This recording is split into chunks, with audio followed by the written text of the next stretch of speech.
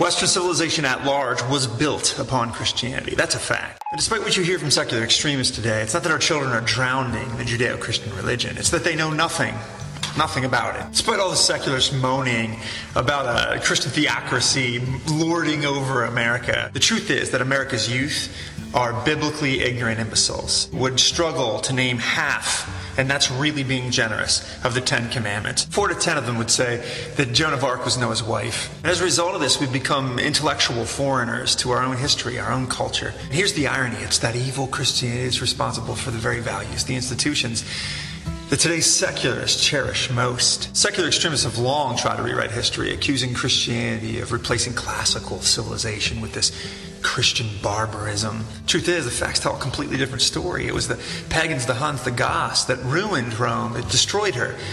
And she was already weakening by decadence and perversion, overspending, lack of discipline. Sound familiar? Over time, though, they converted to Christianity. It was actually Christianity that tamed the barbarism, that cinder-blocked civilization, the one that you and I both know. And again, unlike secular extremists tell you, Christianity doesn't lay waste to learned society. The exact opposite is true. The message of Christ actually entered into a ravaged, backward, darkened Rome.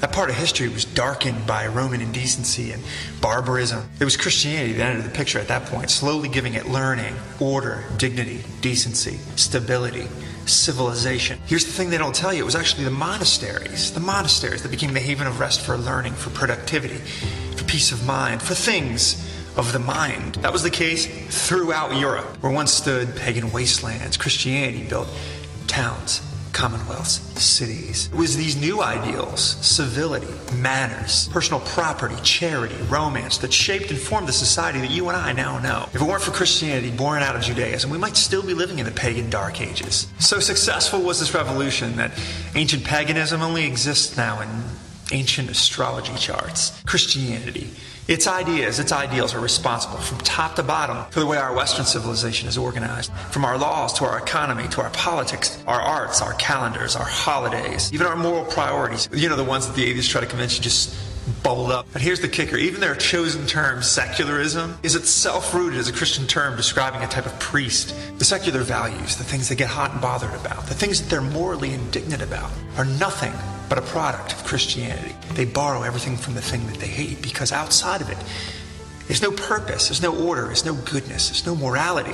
They're like a child who's run away, emotive, from everything that gives them stability, everything that gives them purpose, everything that gives them a home. It's sad, really. You owe yourself to do this research, to know real history, because that's their trick. When they uproot you from it, when they helicopter you out of it, they can tell you any kind of nonsense, and they do. And you'll believe it because you're not rooted, because you don't know the context. You don't know where all this wonderful stuff around you came from. It just didn't appear. It was built on the ideals, the principles, the values of Christianity. Thank you for listening. Courage, culture, content.